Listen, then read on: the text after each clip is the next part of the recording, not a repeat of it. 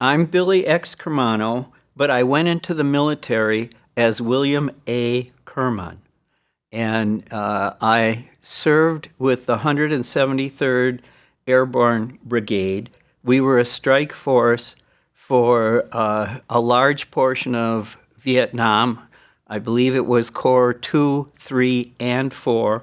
So I traveled a lot. My name's John Lindquist. I was in the Marine Corps 1967 to 1969. So 3rd Marine Division. I was a radio operator. Joined Vietnam Veterans Against the War after the war in December of 1970 and been a member ever since. And I'm a retired City of Milwaukee worker. And my name is Jack Klein. I served in the U.S. Marines from 1967 to 1971. I signed the paperwork 10 days before my 17th birthday and was taken 9 days after. I served with a number of different infantry divisions in Vietnam in the course of my not quite 12 months there. That would be the 1st, the 3rd, the 5th. We were kind of floated around wherever we were needed. I became a member of Vietnam Veterans Against the War in December of 1971. I guess I didn't mention that I served in Vietnam parts of 1968 and 1969. So I was there for the Tet Offensive, and it was a combat unit. And I joined with VVAW kind of before it was VVAW, which I think actually I'll mention that when I came back from the war, I went to the University of Wisconsin, Milwaukee, and one day, I think it was on the Mitchell Hall lawn, there were a number of vets with camping gear. And I went up to this gentleman here, John Lindquist, and I said, "What are you guys doing here?" And he said that we were going to camp here until the war ended. And we would have been there a really long time if we really stayed till the war ended. We only got 3 days before they took the Beaver Patrol tent and arrested it. We were very concerned about the violence of the war itself. So when we organized as Vietnam Veterans Against the War, we were a nonviolent organization. So even when we did hijinks, we tried not to let anyone get hurt. And that was very important to us. Yeah. Historically, Vietnam Vets Against the War was formed when all of us were still in boot camp or in the military. It was 1967, 7 vets got together and marched in a New York City anti-war parade. And that's how the organization began. And still around today publishing a paper. You'll hear a lot of stories throughout tonight about VVAW. I actually got to know you guys and who should tell me to look you up? My mother. So I was. They used to have these advertisers that you put on people's doorknobs with a little rubber band, and so there's this. What I'd later find out was a very unscrupulous group of men who preyed on veterans, and so they had us putting these things on people's doors for about 3 weeks or a month, and it was, I believe it was mid-November to early December, and so they would take us in a van and drop us off, and then we'd canvass the area, and they'd meet us a mile or two away. Well, a good portion of that was during snowstorms. So they kept putting us off as to when we were going to get paid, and finally myself and a couple other guys went to the office, which was totally vacant. All that was left on the phone, in the room was phone books. Phones were gone, desks were gone, and so my mother had actually heard about VVAW, and she said, "Jack, those sound like your kind of people. Why don't you see if they can help you?" Well, I'll tell you something about your mother. Your name came up on a list for the Veterans Aiding Veterans program. It was a 5x7 card. They had hired 40 of us under the Emergency Employment Act, 20 from VVAW and vets, the Wisconsin Veterans Union and Veterans Aiding Veterans, and 20 guys from the National Association of Black Vets. Your name came up. I rang your mom's doorbell just west of 27th Street on the north side. Oh, no, Jack's not here, but I'll tell him you called. And I would discreetly recruit a lot of members in the VVAW because you'd be bumping into vets. But no matter where their political action was at, you're given the same service, trying to help vets out on the street.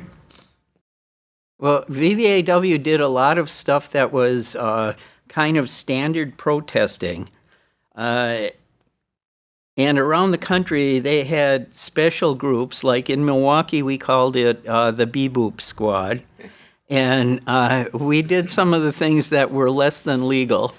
And we would often consult a lawyer before we did an action to find out what the consequences could be and what we could do to lighten the consequences. Yes. And the example I would like to give there, Jim Wood was our attorney for this. Rest And his for, soul. and for a Rest his long soul. period of time, my neighbor directly across the street for Yes. 10 years and my best friend. Yeah. Yeah. And anyhow, he would meet with us and we'd tell him what we were going to do, and he would like smile and laugh a little bit. And then we were going to take over some campaign headquarters. And he said, well, yeah, you can do that. But if you move anyone more than a certain number of feet, which I think was 15, they can charge you with kidnapping. So we were very careful about things like that. And we also planned a lot of our escapades. If we were taking a building over or something, we would oftentimes have an escape plan. So we would hold it until the police and everybody were at the door, and then we'd be going out a back way or something like that. That was one of the things I liked very much. Well, Billy spoke of the 1974 re-election for Nixon, and what was decided was that two of the ladies in VVAW, Ann Bailey and Linda Helzer, would go and be volunteers at the re-elect Nixon headquarters. They put them in charge of filing, so they rearranged the filing alphabetical order, and nobody else got arrested, and they didn't get arrested either, so that was good. Billy was talking about takeovers. The VA at that point in time, they're the Veterans Administration, and they're just great now. They're just dynamic. Didn't have anything for PTSD. It didn't exist yet. They didn't have vet centers. Agent Orange wasn't even being dealt with. So in order to get action around needed benefits, we had to do activities that brought attention to it, and they were usually takeovers. We occupied the regional office nonviolently for about 22 minutes and then got out to the sidewalk before the police came, so we were picketing. But I have to interject here that there were a whole bunch of us that made appointments all over the office building, and we had our watches synchronized, and at a certain time we all met in the main office, I guess is what it was. I think we saw that one on Combat, maybe. Let's synchronize our watches. And the regional office, we occupied the director's wing. And the next time we came, they had an informer in the group, so we didn't get in that time. But the VA actually changed in the long run, I think, dramatically. And it wasn't just VVAW at the tip of the spear, it was the traditional groups too. They were realizing that there was nothing for well, there always was backing in things. I mean, we had unions working with us and stuff when we were very many people wanted that war to end. And part of the frustration was we had already signed millions of petitions and did all of that sort of stuff, and it just kept going. And I know with me, when I came back from the war, I felt totally betrayed because I actually volunteered for the draft and I volunteered to be a paratrooper. And it's because I believed in America and the ideals of America. And I did like the paratrooper jump boots. I thought they really looked good. Yeah. Well, and we're all in the same boat. I wanted to kill a commie for mommy, so I had drank the Kool-Aid like some of the people nowadays. But no, I learned a lot real quickly, and VVAW helped me a lot. well, coming back, I just felt really betrayed. And I wanted to express it, and that's why a lot of my artwork took on the form of like the Tiger Cage on wheels, and they had me doing stuff at UWM until I did my most radical window installation, and it had an American flag on a Purple Heart metal box with a hypodermic syringe, a spoon, and white powder. And some of the maps I had brought back from Vietnam on the back wall. And they had me doing these installations for a while, and that was it. I was out after that. But that's what I was thinking about. I was seeing all the friends of mine that had become junkies. Yeah, that became a big problem out of Vietnam, and especially after I left when the heroin came in. Now you were there at the time frame with the heroin was there. Yeah, it was just starting to flood the military zones, and we would later find out from a gentleman that came to some of our protests and spoke to us at various meetings, who was actually an operative for the CIA, and he had told us in depth about how Air America would deliver weapons to Cambodia or Laos for the fighters that were against the communists, and then they would then take those planes and load it up with heroin and fly it into Vietnam's military bases, where the South Vietnamese generals would take these loads of heroin and then in turn disseminate it to the military, the U.S. military, and they were the ones that profited, not just the South Vietnamese generals, but the CIA. Are you talking about Del Rosario? Yes, I am. Del Rosario was this Filipino brother, and he was in the national office for a while. And when we went to Miami Beach, Del Rosario was in charge of going into the compound where the police wanted all of us to stay. All the protesters were there. Anyways, long story short, the Nazis came. There was 8 of them, and they took over the stage. And Del Rosario and a couple other guys from the national office, and Fred Rosenthal, rest his soul, another one who's gone, came in and said, "Well, you got to get off the stage. You know, this ain't going to work." And Del Rosario made the mistake of turning his back, and the captain of the Nazis picked up a chair and knocked him to the ground. Well, VVAW all jumped on him, and there was a bit of a tussle, and they got thrown out of the park. Fred Rosenthal had the last kind. He threw him over the wall, and Flamingo Park in Miami Beach, and he broke his arm. Well, the word got out to the Jewish community, and they were bringing us matzo ball soup and baklava and kosher Mogan David wine, and it was great. They loved us. I remember being on security because there's a lot of pedestrians and a lot of elderly people in that neighborhood, and I was basically a crossing guard. And so I was standing there one day, and I had my arms out, and there's all these elderly people walking by with their strollers and, you know, families with children. And all of a sudden, I'm pushed to my knees, and I get up and I look, and there's 2 officers in a squad car that just bumped my knees, so I buckled. And they thought it was hilarious, and they were laughing.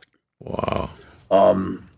My then girlfriend, Candy, and I were at one point at the one of the demonstrations right in front of the convention, and it was, the police just did their slowly moving forward, and at some point they just pulled out their batons and charged us. And I remember she and I wound up running a couple blocks away in this 6 or 8 story apartment building, and we ran up the back stairs, and there was this motorcycle cop who was just huffing and puffing, probably like I do now. And we got to the top, and there was a screen door, a metal screen door that was locked. And he was definitely not going to meet us. But about 10 feet from him approaching us, I gave it my last all and knocked the door down. And she and I escaped. Had we not, I think someone probably would have gone off the balcony. And it wasn't going to be him because he was about 300 pounds. I was in the compound. I was in charge of security at the compound, which you probably did some shifts on, but you guys got to go to the demo that night at the convention. They tossed tear gas at the demo. I heard about it when everybody got back. And the air conditioning system sucked it into the convention, which kind of puts things up a little bit. But everybody started drifting back because we had to go to Gainesville the next morning. They were arraigning the VVAW eight regional coordinators in the conspiracy to attack the Republican convention with wrist rocket slingshots and fried marbles so they'd shatter and create shrapnel. Well, we were waiting for everybody to come and waiting for everybody. The police helicopter was up there, and they were with the lights and all that.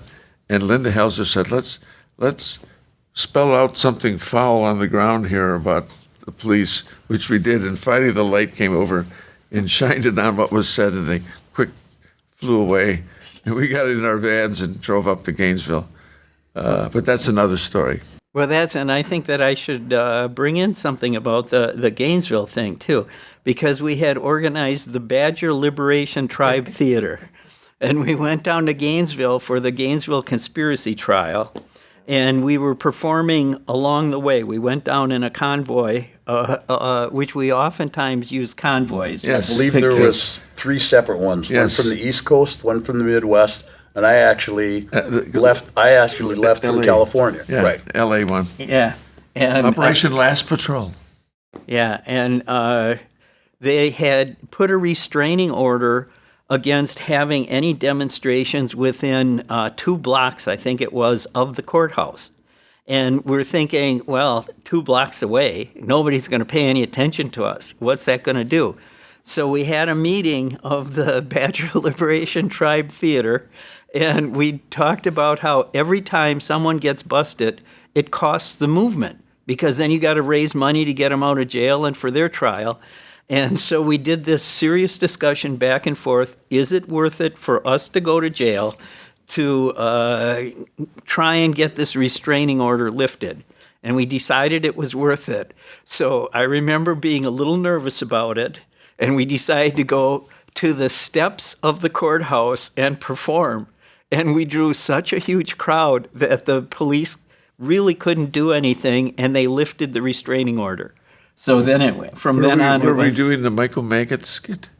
Or Well, was it we something else? did. No, that Something was about one the of trial. them. That's right, with the secret agent bug. Yeah, I was.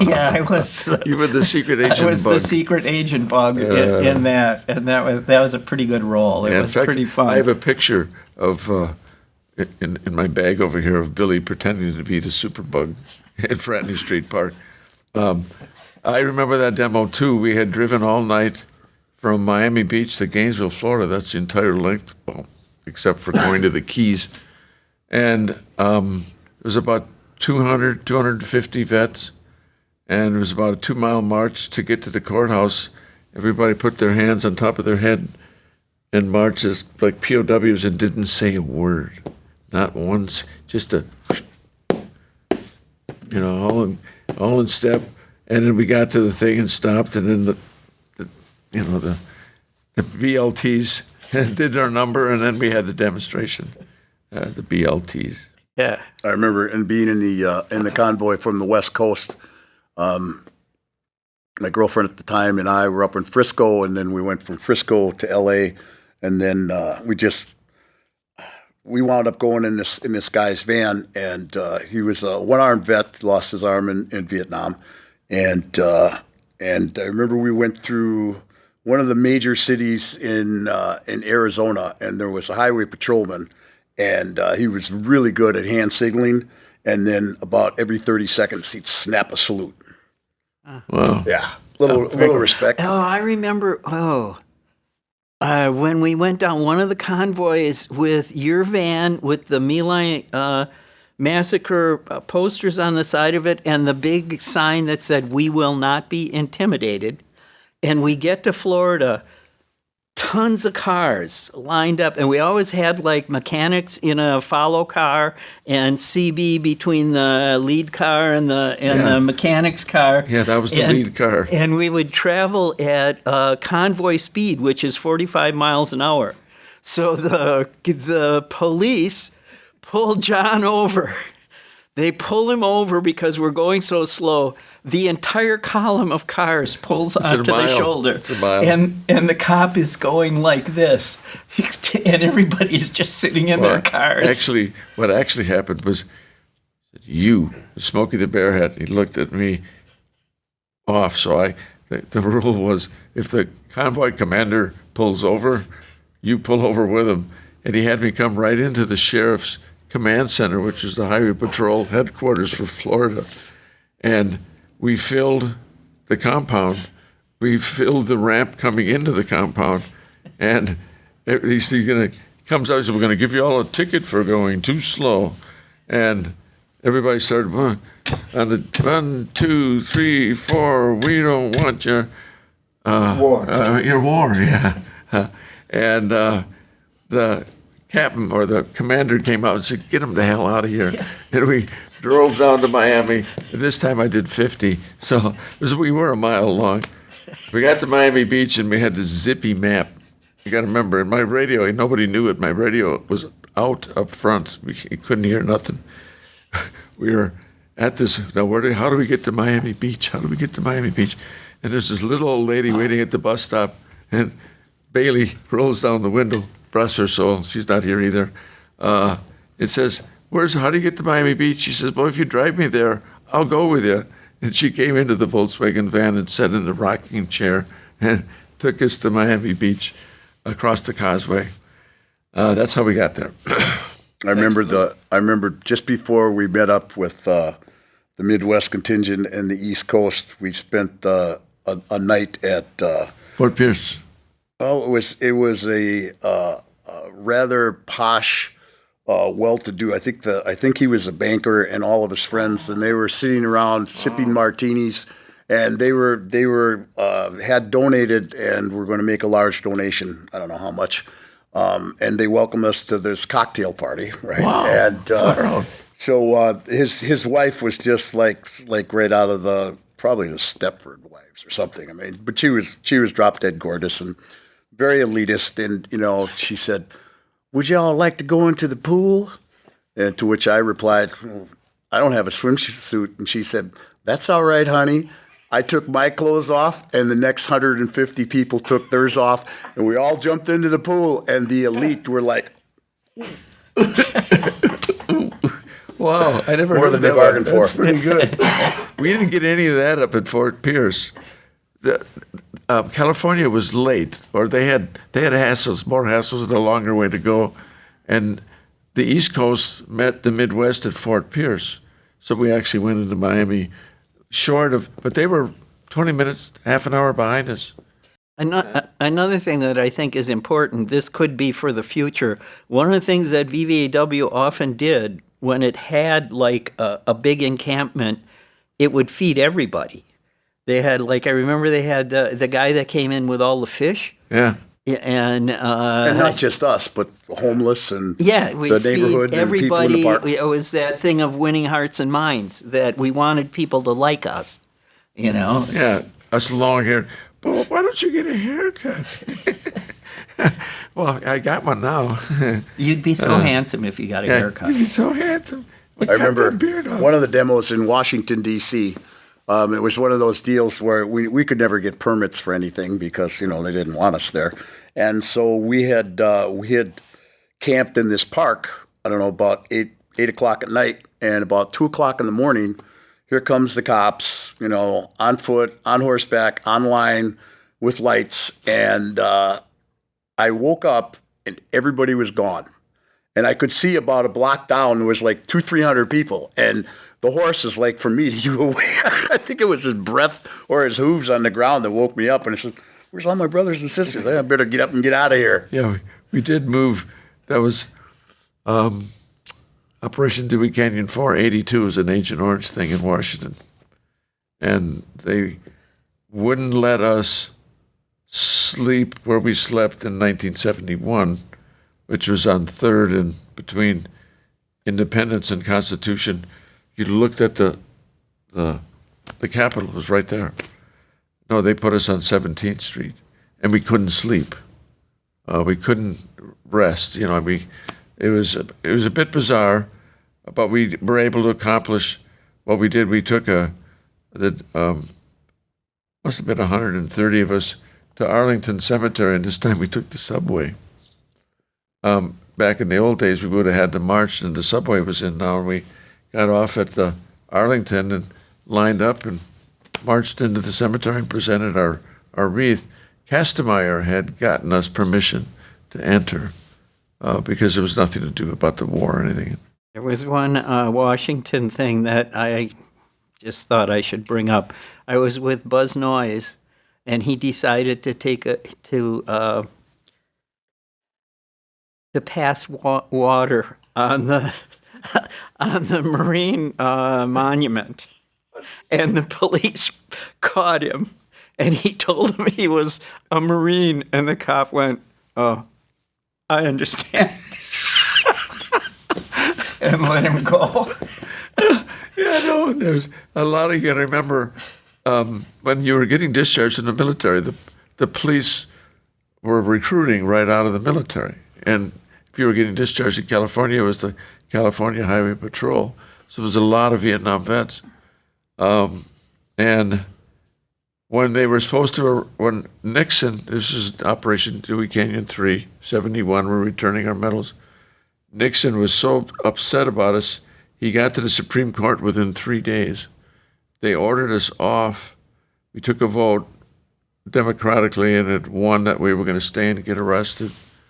Us people on probation and parole for our various narcotics charges, we went and stayed at Bella Absu's place. And that night, nobody got arrested. The police didn't come. And the next day, the headline said, "Vets overrules Supreme Court." Nice. Yeah. Nice. Yeah, no. Okay, I'd like to bring a couple back to Milwaukee because Okay. I think that's a good idea. And one of my favorite memories is I like to call it Lake Park to Reservoir Park. And we decided for the 4th of July, when the police in Milwaukee give out ice cream to the children at Lake Park, and the VFW has their fake rifles, and they put, or maybe they're, they would be shooting blanks if they're real, but they do make noise, I think. So anyhow, the VFW was going to hoist the flag and do a 21-gun salute. And Booth House was one of the centers where people hung out and everything. So some of the Den of iniquity. Yes, yeah. Some of the Booth House people actually, Stephen Miller and Mike Fowler, had fireworks, and they went behind the Lake Lodge, and they set the fireworks off to distract the police. And a whole bunch of combat vets were in full camouflage. With plastic M16s at the ready. In the kind of a little bit over the thing of the that hill. turns into a cliff kind of and drop off to the lake. We were hidden there so well that there was a park guy with one of those sticks that walked past me and did not see me. and the fireworks, and we had Annie Bailey and a bunch of other parts of the protest up there with literature to be passed out.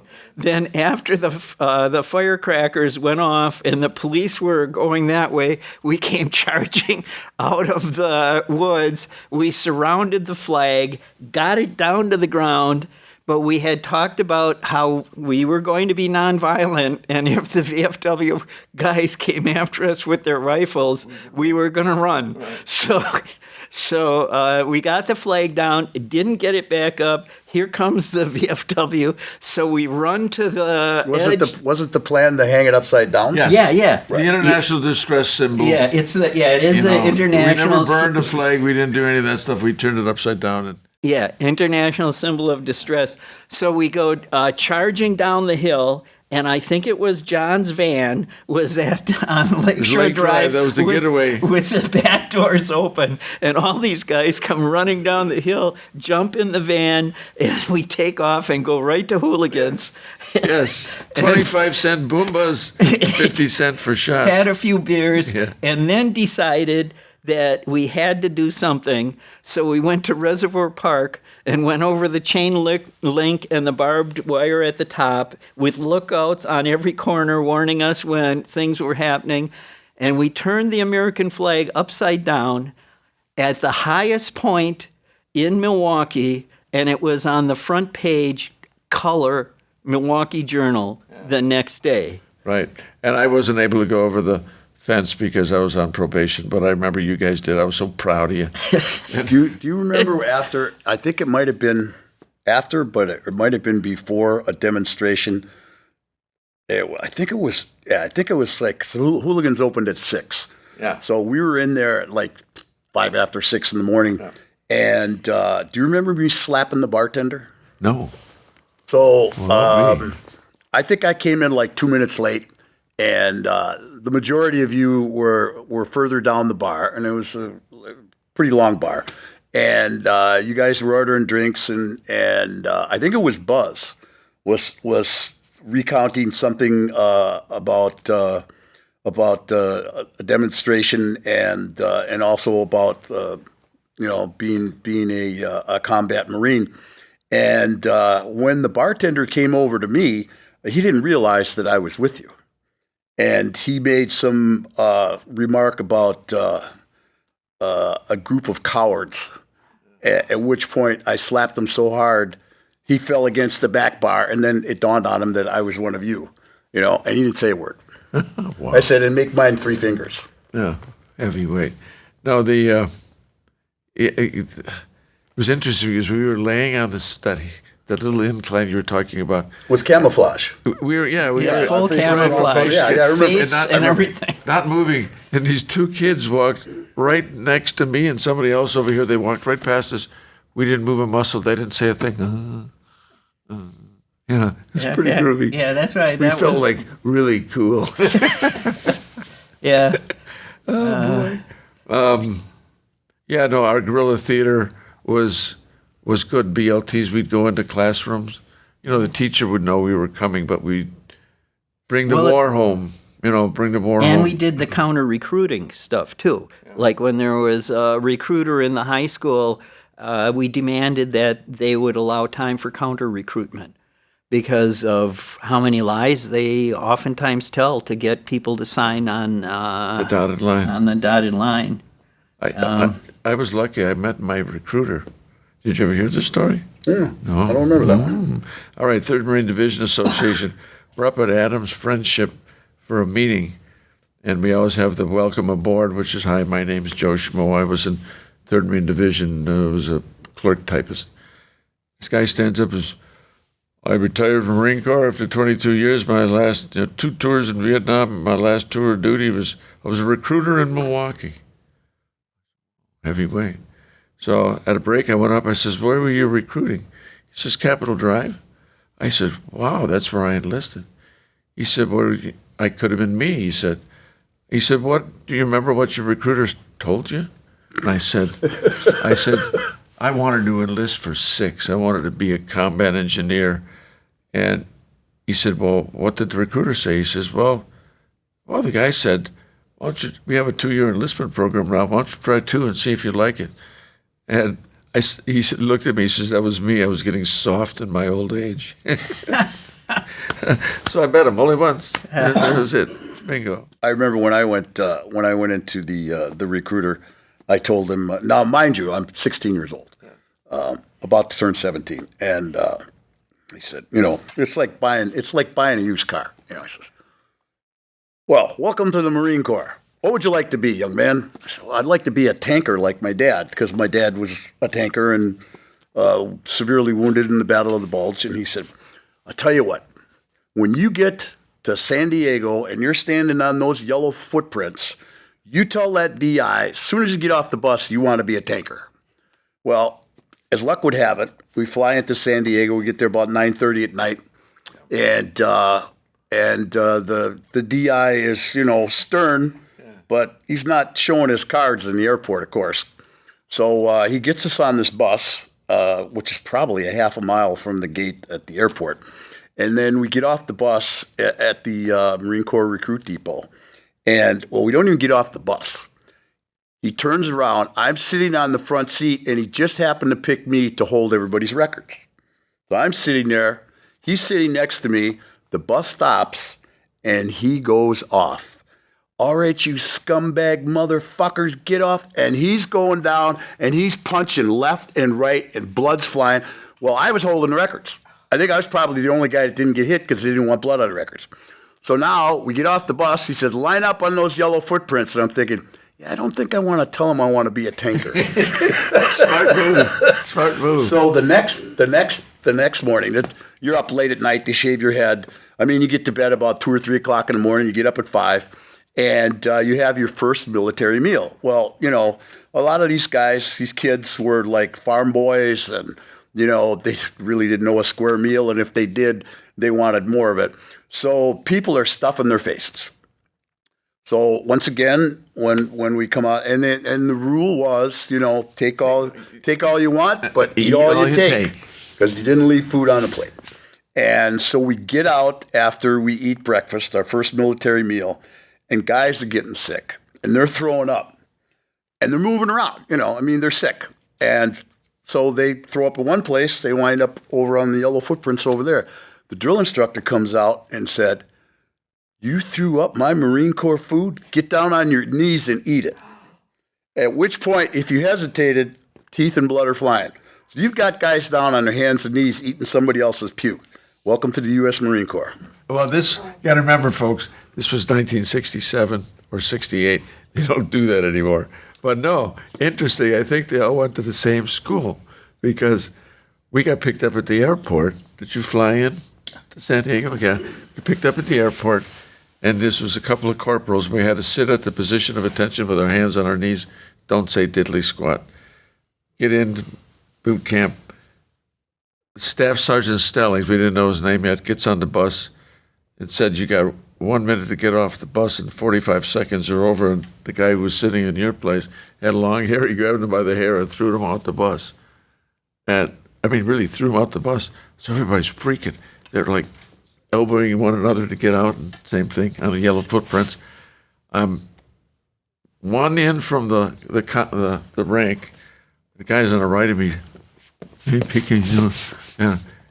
DI comes around him, knocks him right, cold cocks him, knocks him right to the ground. Didn't get up. I didn't move a muscle. He got up in my face. He says, you want some of that, boy? Or turd. You want some of that turd? I said, no, sir. He says, that's sir, no, sir. He kept on down the line, punching other people. And no, I didn't tell anybody. I just want to get out of boot camp. I got to turn somebody in for hitting me. Well, under normal situations, boot camp was 12 weeks, but they needed cannon fodder when I went in.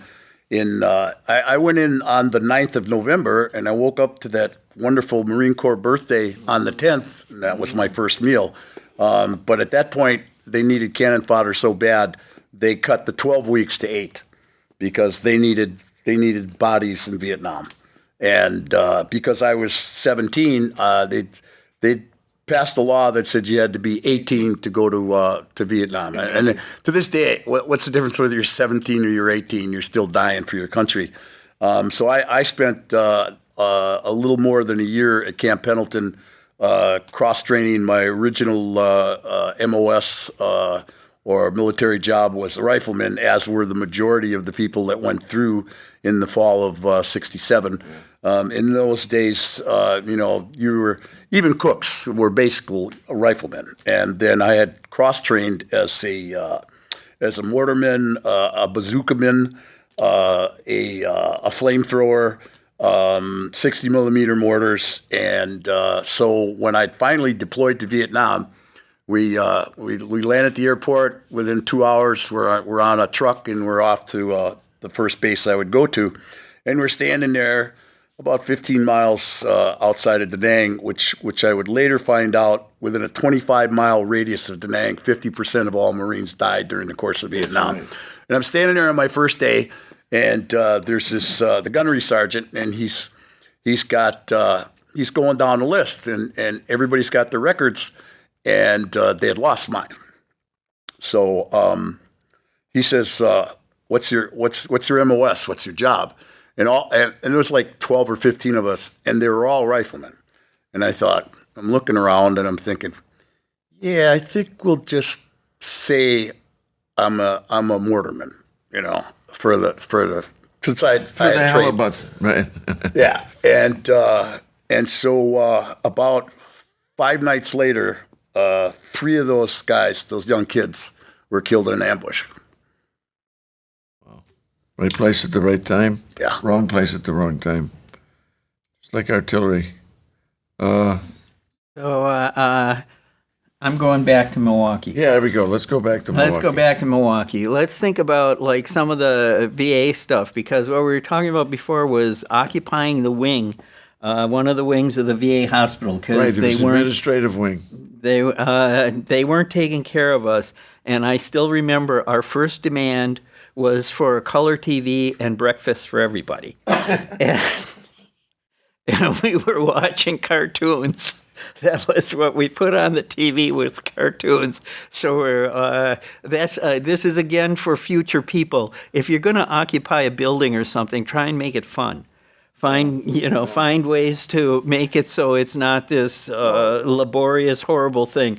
And then we had people on the outside, and this is something that I think I remember, that there was one cop by the door, and they didn't want any more people coming in. We had already, taken over the thing. We had it, and as I recall, Jack seemed to grab the cop and toss him, kind of, into the bushes. I remember it being mutual, but...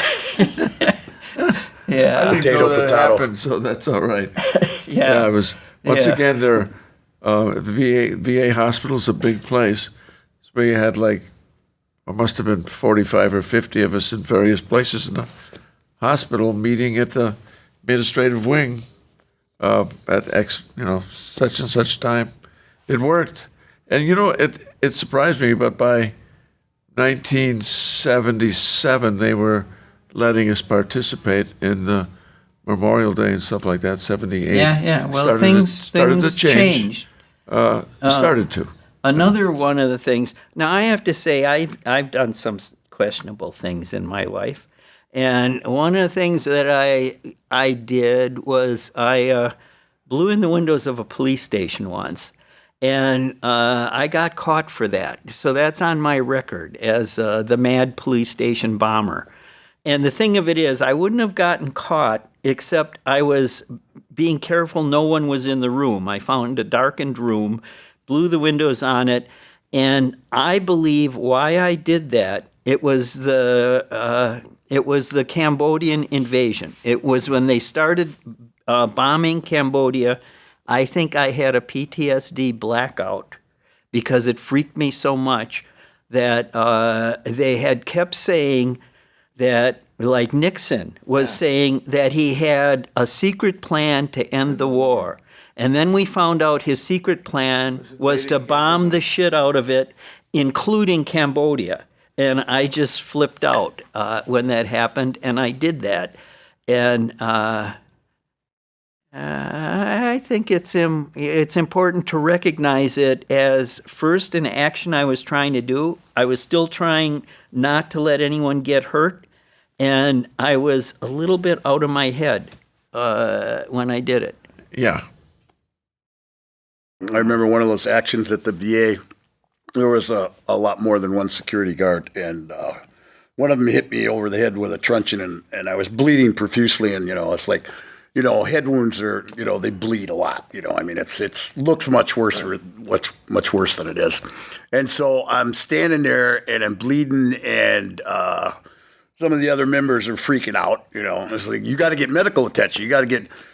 So the guard begrudgingly takes me over to the emergency room. At which point they asked if I'm a veteran, and I said yes. And they said, "Were you honorably discharged?" And I said, "No." I said, "Well, we can't treat you." Meanwhile, this blood is just soaking my shirt, right? And it's like, yeah, that's one of the many dichotomies of the VA. I mean, it's okay. So let me get this straight. You are a combat veteran that served honorably in the course of a 1-year tour in Vietnam, but for whatever reason, you got a bad conduct discharge, so you're no longer available for anything. And by the way, all of the medals that you earned in Vietnam, you can no longer have. It's kind of like it's almost in its own way. It's like if you've got one of the many diseases that are attributed to Agent Orange, say prostate cancer. Well, what do? They pay you until they either treat it or they take your prostate out and they say, "Oh, there's no problem. We're not giving you the money anymore." Why does that make sense? Well, the other thing with that, I think we should bring this up too. The whole Agent Orange thing, we felt, well, it was Maud DeVictor, right? And Paul Rudesham. Yeah, they were at the Chicago VA hospital, and she was noticing these same symptoms and stuff on people. And the VA kept denying that there was anything like that. And there's even been songs that were written where they killed me in Vietnam, but I didn't know it, because there was a feeling amongst us that they were stalling, waiting for us to die so we wouldn't cost them money. Just like they did with the atomic vets. Well, they've been doing it since Washington crossed the Delaware. They've been promising veterans benefits. They'll take care of them for the rest of their days. And what happens when push comes to shove? Go away and die, and maybe in 10 or 15 years we'll recognize Agent Orange. Maybe in 15 or 20 years we'll recognize the burn pits from Afghanistan and Iraq to the veterans that are dying from a very specific cancer that's attributed to burning these kinds of chemicals, but there's no guarantee, there's no way that we can prove, they can prove that their exposure caused this. Now, what the hell is that about? Now, we know what it's about. That all has changed because of the amount of demonstrations and things that went on, because now the 23 presumptive disabilities from Agent Orange are presumptive if you have that type of cancer. Well, sure. Now the majority of us are dying. Dead. Actually, I was impressed because for years I wouldn't use the VA because how putzed up it was.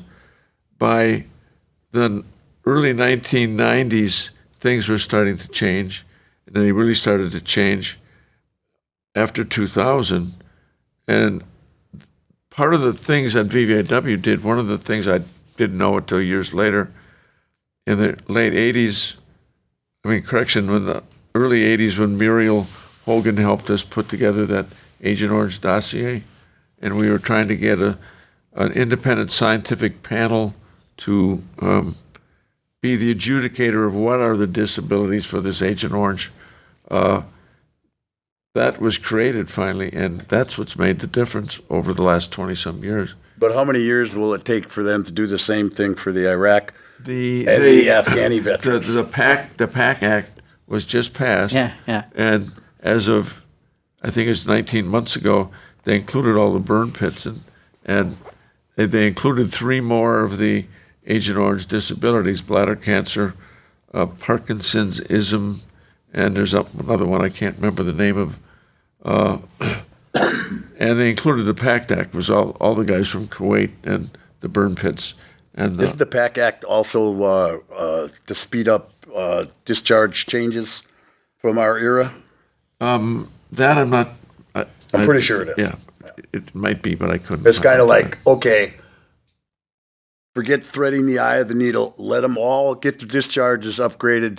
Grant them all their back pay for various disabilities. Because at this point, I mean, let's face it, Vietnam veterans have died at a much higher rate than any other people that served in the military in the past wars. And I'm pretty sure the Afghan and the Iraqis will surpass us. That's a distinct possibility. And now when you think about it, we have a totally professional Army since 72. And, the whole concept. Of course, I enlisted just like you did, right? And you did too. Yeah. Yeah. Well, it's also like it's still an economic draft. It's like a lot of people that enter the military do it because they don't see any other future. It's not, it's not everyone that does that, but they really do get a lot of people that don't see anything else. Yeah, and you can't have a police record anymore. Not like during Vietnam, Project 100,000 came in 1967. Well, that was part of the thing with me also, that I did have a court case and against me, and I decided to defend myself.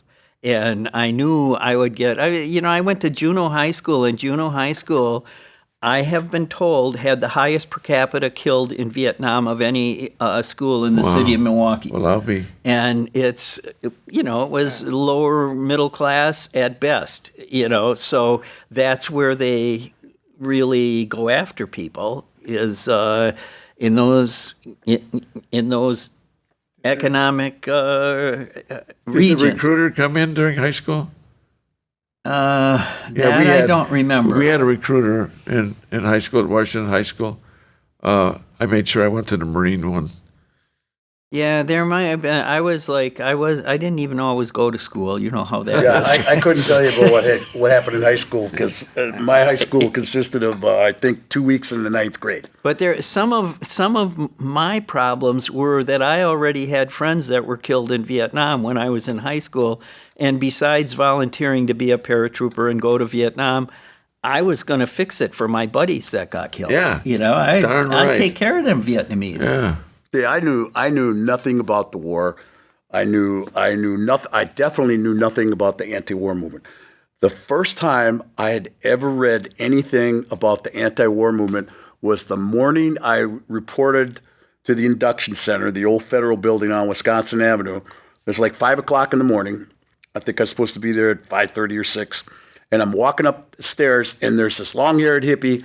I mean, he's like, I think he had like rainbow-colored bell-bottom pants, and he handed me this flyer, and it was so dark out I could barely read it. I mean, this is like, November, and I'm trying to read this thing, and of course I'm 17 years old, so I got pretty good eyes. And as I'm focusing on it, I get to the top stair, and this guy rips it out of my hand, and he's got a white helmet. It's a military policeman. Don't be reading that trash, boy. Okay, I got another Milwaukee one, just because I like to lighten things up sometimes. Yeah. But it was, I don't remember what exactly caused this one, but we decided, maybe it was the My Lai massacre. We decided to put full-color posters of the My Lai massacre on the ROTC buildings at UWM and Marquette. And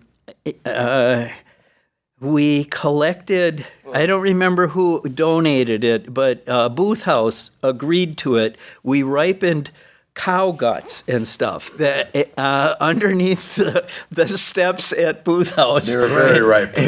Right. We kept them for a while. And lots of blood. And lots of blood. And like very early morning hours. One morning we go to, I think we went to Marquette first. Yes, it was the ROTC. It was on Clybourne, north side of the street. Yeah, and so we plaster these full-color posters. The American Friends Service Committee is who printed those posters. We plastered them on the building and then just started throwing the stuff around, and I looked at like Walter Klim, I know was one of them, and I'm looking as I'm throwing them, and there's these giant grins as the stuff is flying.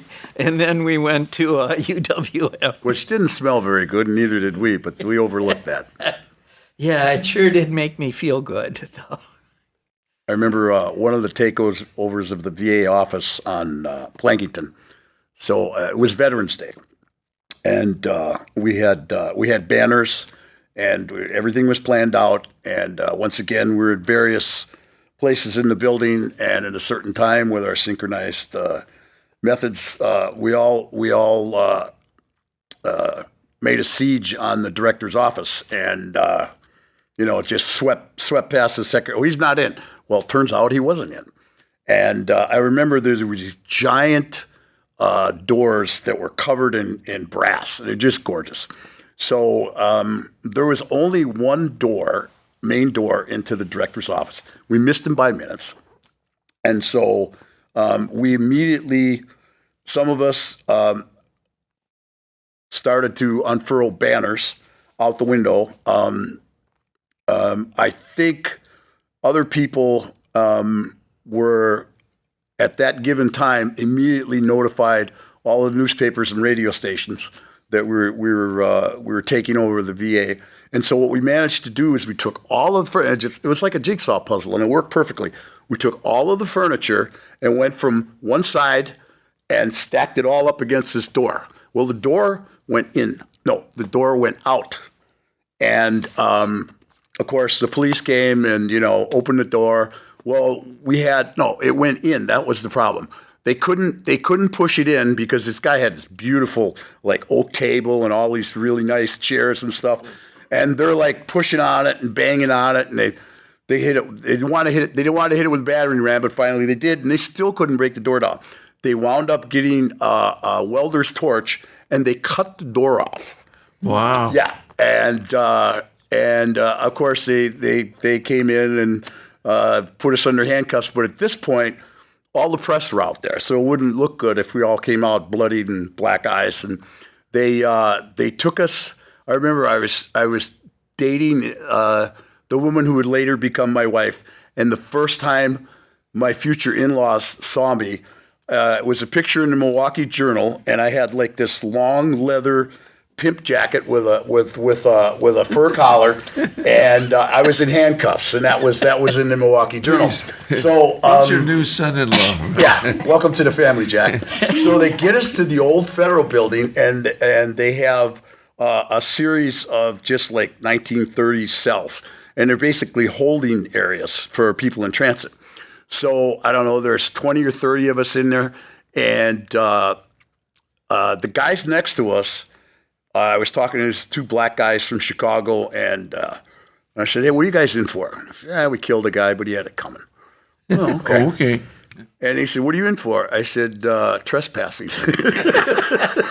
So this young guy, just out of college, was just hired with the Justice Department, like maybe 6 months. And he comes in like Edward G. Robinson. He's a real tough guy, So he says, "Yo, dirty rat." Yeah, so he wants to know, and it was the old thing, his name, rank, and serial number. In this case, or it might have been Social Security number. So he wants to know my mother's maiden name, my brother's names, their ages, their date of birth. And I just keep telling him the same thing. And he's like, he says, "Do you really want to stay here?" I said, "Look, the reason we took that office over is because as returning veterans, we can't find jobs. We can't feed our families. And I'm sitting here getting catered meals 3 times a day. Hey, buddy, keep me as long as you want." So they wound up issuing us $50 trespassing tickets, and every one of us in the cells, as soon as he handed them to us, we ripped them up and threw it in his face. Needless to say, they never tried to collect. Wow, heavyweight. I had, going back earlier, talking about that job I had with the rip-off advertising company that led me to Vietnam. I had tried to apply for jobs at a number of places. Now, and this is back in the day when, if you worked at a foundry or you worked someplace, they took one look at the size of your shoulders, and said, "You're hired." But of course, they often asked, what prior experience you had. Now I'm 21, 20 years old, and so I was, up front. Then I said, "Well, I served in the Marines for 3.5 years." So we'll get back to you.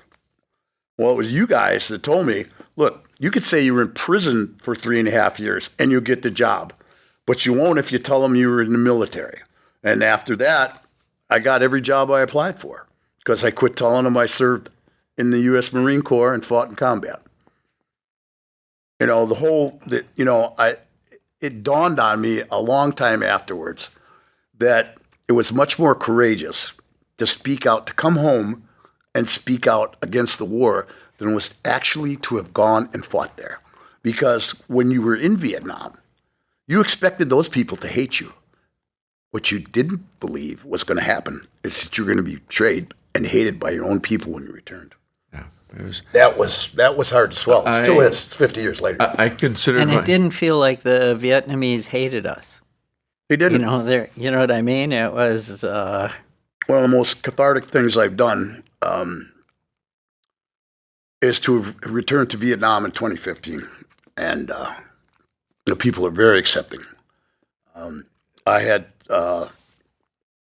gone to a village where we'd killed a lot of innocent people, and through a Vietnamese woman who lives in Da Nang, and hundreds of people that served in Vietnam have gone to her place.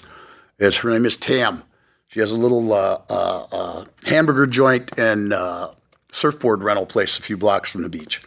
And she's taken service members all over the country. So she took me back to this little village, and we found somebody that lived there during the time.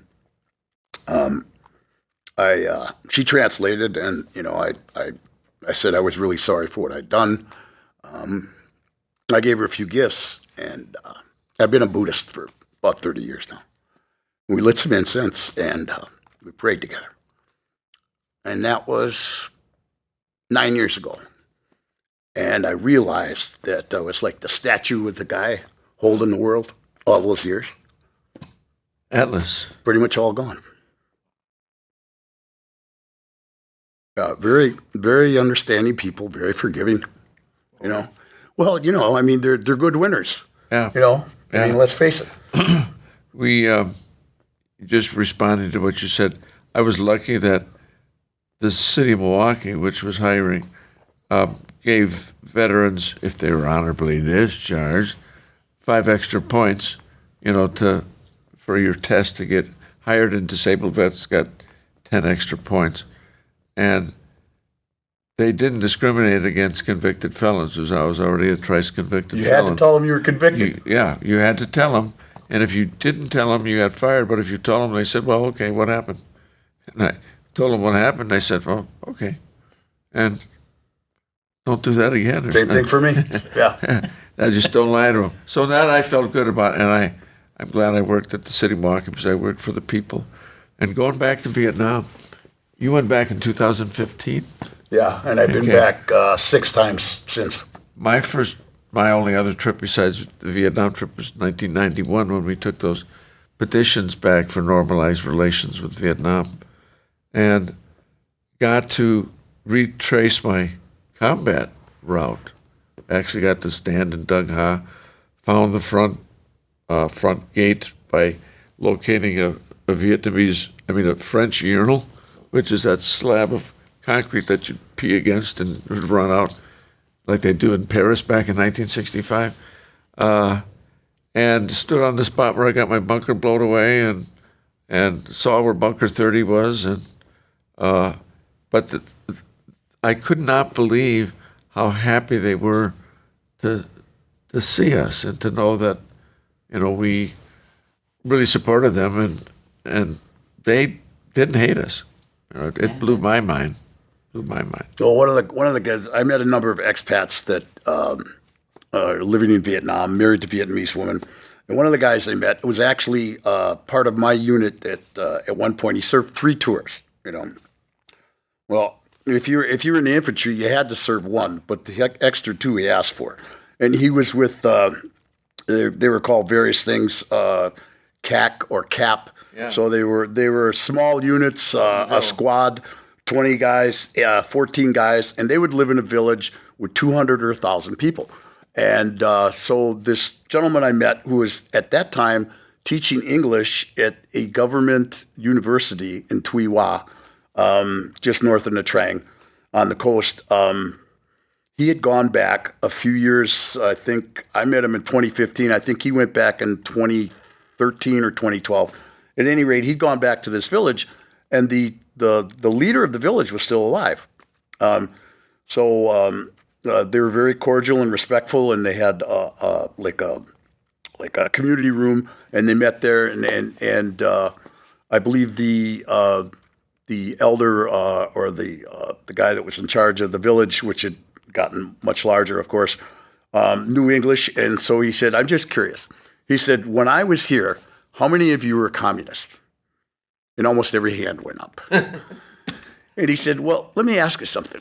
He said, because, obviously, it's a small organization that's amongst the local villagers, and they relied heavily on the intelligence that they could sort out or were given. He said, "How is it that when I'd ask you where the communists were going to be that night, you'd say over there, and then the next morning I found out they were over there?" He said, "Why was that?" And he said, the Vietnamese elder said, "Because we knew when you came here, you thought you came to help us, and you had a good heart.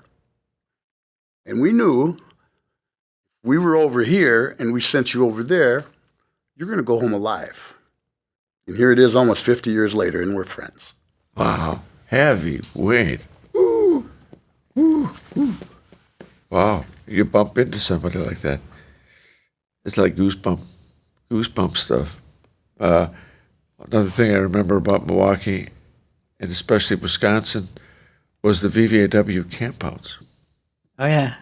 And they started in Scuppermong near Palmyra. And they used to have 3 a year.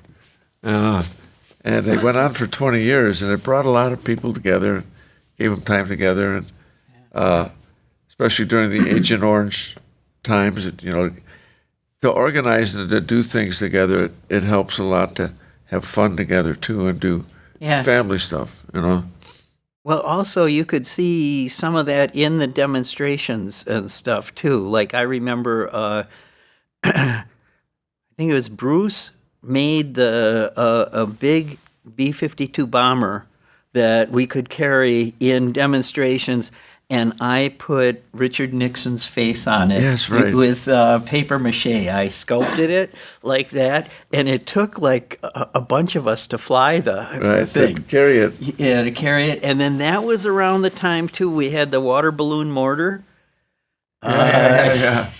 And that was, it had two, I'm trying to remember now, but it was two big slingshot, planks. right? Yeah, it had Two big planks. They were at least like 8 feet, maybe 10 feet. With this big rubber thing. Surgical rubbers with a basket, and there were like little arms out to the side of the planks, and two people would hold the plank, and the third one would bring down the thing and put a water balloon up and send it up. We could shoot it over buildings at the university. They were sitting in the alley south of Kenwood, putting it over Kenwood, putting it over the Union, and it dropped into the square. It was supposed to simulate the secret bombing of Cambodia.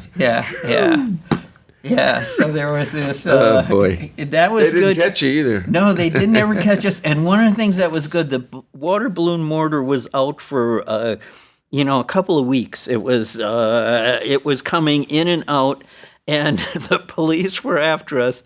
And I remember running with this thing into the one of the buildings, one of the university buildings, running in, and then a student going, in here, and then we go in there, and we put it in their closet like that, and then we're sitting there, and after the police are gone, we're back out with it, and it became a thing that everybody kind of liked, the water balloon mortar. Oh, boy. You couldn't make this stuff up. And then the tiger cage, like we were talking about before. See, that was one of those things. I maybe started it before, but I'm not sure. Meeting like VVAW people and stuff. I was trying to find something cathartic, something to put my energy in that was anti-war like that. And then we used it. You were in it. Yes, I have a picture that I have in England that I show the guys at the pub, and they say, "Wow, you had a beard," and I'm in this You had a beard, here you are in a tiger this cage. little thing, You're kind of lost on them. And we'd pull it around at UWM, and the recruiters, the Marine recruiters, would be there, Captain Cross, and we'd be pulling this around. Yeah, the tiger cages were used in Vietnam, and people were put in the cages without a trial. The cage I made was not a tiger cage. I made a small cage to emphasize what was going on there. And I testified in some trials and was privy to some information about the tiger cages, where there was one story I remember where all you had to do was say somebody was a Viet Cong. You did not have to prove it, and they would be taken away, no trial. Con Son Island. Con Son Island is where they were. They were like 3 foot tall and 30 foot long. Well, they would end up putting the people in the tiger cages, and they would pour lime on it to, they would poop and stuff right in the cages, and they'd put lime on top of it to, just horrible conditions. And when people were eventually released from them, their arms and legs had sometimes atrophied that they couldn't even walk. And I read about it in an obscure, anti-war paper or something, or magazine. So I made that. And when we first started using it, I was seeing it as a performance piece, and I wanted to put some people in that didn't want to go in, because that's what I saw was happening in Vietnam. And the first person that I put in the cage, I don't know for sure if I'll remember his name right now, but he was a professor at UWM, and he was leading a public presentation. And I had talked to several people about, we were going to, I showed up with the tiger cage outside of this room where the presentation was, and I talked to some people, and I said, his name was Ron Taylor. I said, I want to put Ron Taylor in the cage. And several of these guys are going, oh, yeah, that'll be cool. So I roll the cage up to the front. This guy is on the microphone. He's talking to a room full of people, and I roll the cage up to him, and I say, Ron, you're going to have to get in the cage. And he said, no, I'm not getting in the cage. And I said, no, really, you have to get in the cage. And he said, I'm not going to do that. And then these guys started getting up and walking forward, and he jumps in the cage because he was afraid they were going to grab him and stuff him in, which I don't know if they would have or not. The whole idea. I remember it was fairly small. It was not real big. Yeah. And I was much smaller then than I am now. Yeah. And it was still pretty tight quarters. Yeah. Well, and then I locked him in, and I handed him his microphone, and he continued his presentation from in the cage. And I just thought that emphasized that, somebody who gets put in the tiger cage, they didn't go in willingly. No. I made standardized detainee release forms that they had to fill out when they were let out of the cage. And it had some of the usual minutia that they have on forms. And I have a book of the forms, and there's actually a short film about the cage and the antics with it. And I've actually redeveloped the idea, because the cage, like, people would borrow it. People came to Booth House, and asked me if they could get the keys for the cage because there was a demonstration, somewhere out of town or something, and I'd say sure, and I'd give them the keys, but they'd need a pickup truck. Yeah. And it went to New Orleans. It was in the Contemporary Art Center in New Orleans. And it was also up, we did a whole series of things in Minneapolis with it. So it got around. And then I decided that political prisoners are still a valid issue. Yes. And having to have a pickup truck to take my cage, it seemed just too hard. So I've made an enclosure that I wear. It's called, it's Portrait of the Artist as a Political Prisoner. And I have a mask that I wear. I don't speak. It's chain link wraparound that comes around me. And I have someone come with me that explains what's going on because I don't speak, because prisoners have no voice. It's, I think it kind of premiered in New York City in the Art in Odd Places Festival. And they actually used it for the poster for the New York Art in Odd Places Festival. Me and famed photographer Margarita Bauman shot the image that's on the poster. I was getting a kick out of you. You're one spacey dude, man. Good artist. And I think you used your GI Bill. I did. Yeah. Oh, and then I got to say this one other thing about the cage that I wear. I can roll it up, put it in a tube, and send it UPS or fly with it. So I made it so it was... Never a dull moment. It's portable. I got to figure out how it starts. The bomb vest. Oh, yeah, it's like... it has 6 simulated sticks of dynamite with simulated blasting caps. And it's part of a series, the bomb series. And what I have to say is the thing that you may be thinking of is one of the other pieces from the series. I gave to my girlfriend at the time to use as a visual along with a paper on world violence. And it was in Whitney's sociology class, Alan Whitney. It was his sociology class.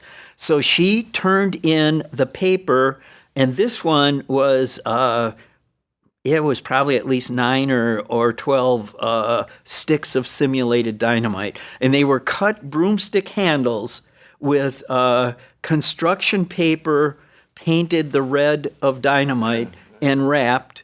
And then the blasting caps were aluminum rod with wires, drilled wires inserted and sealed. And then it had batteries and an alarm clock that I broke the dials off, so you couldn't tell what time it was. Just one of those touches. Yeah, bloody artist, I tell you.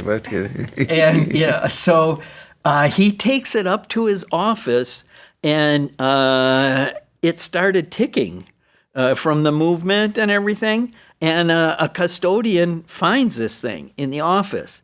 So he reports it, and the police come, and they come to get Billy, and I had gone to visit my parents, so I was at home in Milwaukee, and my mother comes and asks me if I have done something wrong because the police are asking for me, and I said, well, I don't think so. So I go down, and they start talking about the bomb, and I go, oh, don't worry, it's not real. That's not real. Don't worry about it.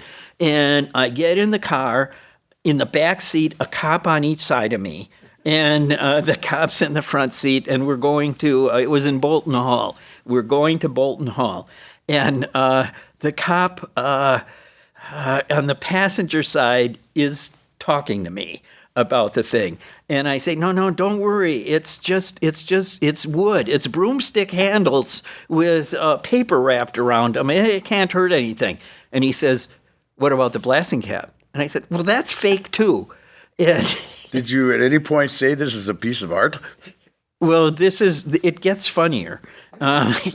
He said, what if somebody took the fake dynamite and replaced it with real dynamite? That was actually how it went. And then I said, no, well, the blasting cap isn't any good. And he said, well, what if they replace the blasting cap too?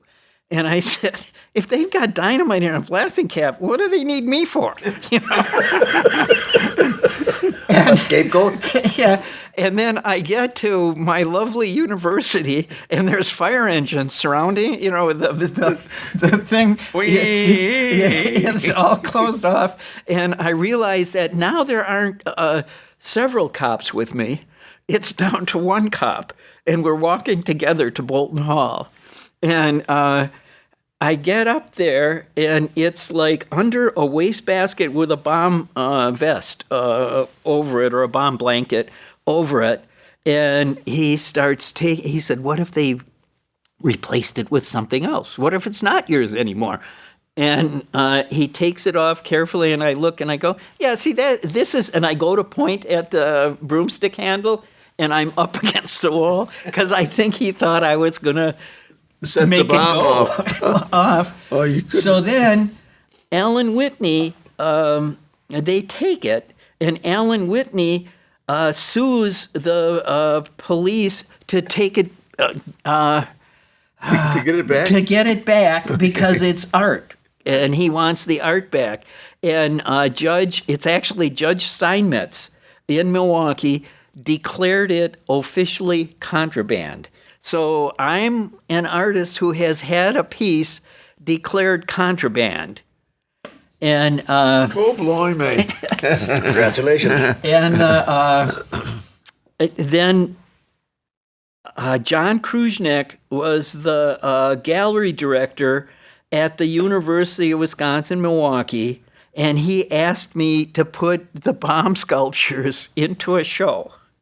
So I did that. It was a student honors exhibition. So I do that. I get a call. It's John Kruznick. He says, Billy, the FBI are here. They're only interested in your work. And so the bomb vest was part of that series. And I used it in performance in New York City and scared the shit out of a whole room of people. Speaking of the FBI, did you ever get your files? No, I didn't. Did you get yours done? Yes, and they were all How many pages? There's 73, Yeah. and it was all redacted. Yeah. And then I sent for my Rent Squad files, and they was all redacted, and it was all newspaper clippings. 'Cause Yeah. for a while, VVAW was getting in the paper more than the mayor. Right. So Oh, they had a that's lot of clippings. I remember I That's got mine. I think it was 35 pages from the feds. I don't think there was more than 10 words in those 35 pages, and it was like it, and then 3 pages later was and Yeah. 4 pages later was he. I'd like to see if I could get, because it's been 50 years. Maybe they actually release it. There was another thing that I remembered that I think is very important. You and I met with, I don't remember if it was the Red Squad or the TAC Squad. Harry McCowis. Under a bridge to talk about. On Edson. Yeah. Is there any violence going? No, there's nothing going on. You sure you can talk to me, I was in the service too. Yeah, It was funny because we all knew who the Red Squad was. Yeah. Which was an old holdover from the 50s and McCarthy's days. Right. And the police chief Harold Breyer had been in for 40 or 50 years, and they actually, I believe, they got grants from the FBI to keep this thing going. So we knew who they all were, and they pretty much had pictures of every one of us. So at these various demonstrations, we'd be taking pictures of them taking pictures of us. I mean, it was just like this theater. Yeah. And I remember at a couple of the demonstrations, the cops would take their hats off, and on the inside there was a swastika. Yeah, that one I never saw. That was at the VA on Water Street. Right. Yeah. And because I was Serve and protect. Ooh. Yeah, yeah. Well, I used to, as a city Milwaukee worker, I used to work with the police periodically. I'm glad I was just a city worker. That's a tough job. I don't want to be a police officer. And there's so many of them that are good, but yeah, we ran into the ones that weren't too, you know. Yeah. And when you think of the stuff that was pulled on BV, you know, most people don't know this. The Watergate, the whole Watergate break-in was because they thought there was a connection between the Democratic Party and the Vietnam veterans against the war, and they were bound and determined to get it. Nixon wanted that. There was no connection. In fact, we said we can't endorse anybody because we'll lose our non-tax status or whatever it was. No, they were really freaked out about us, and all we were was against the war, you know, and helping veterans. That was the other part. Well, we did some other stuff, like taking the clothes down to, Tupelo. Yep. well, and also what was it? It's on the Mississippi River. Yeah, I know that was July of 70. Wasn't that a food and a clothing run? Yes. probably was. July Yeah, of 70, yeah. July of 72 was I got busted. Was that a year. natural disaster, or what were we ramping up? I think It was more than that. It was something political in Alabama. there might have been a boycott of some sort. Right, Like, and then after a while, there was that health clinic in Tupelo, Mississippi. He said Claudia Schmidt and Diane went down there to do some time as nurses. And I remember one of the first actions I was in was that early '72 at Rosebud when we went to Rapid City Oh yeah, in yeah. support of the Wounded American Knee. Wounded Indian Knee, movement. right. That's where I met what would be my girlfriend of the next 10 or 15 years. You know, and we were in charge of communication and getting the word out to the press. And, you know, a lot of us wanted to go there, but we were advised, look, man, you know, No, the you Native can't Americans- be No. nonviolent and show up at a place where everybody's shooting at each other. So, I mean, that's I guess that makes sense. Annie Hirschman went there and became a medic, though. She's still around, Annie Hirschman. There was Annie Luganville, Yeah. Annie Bailey, Annie Hirschman.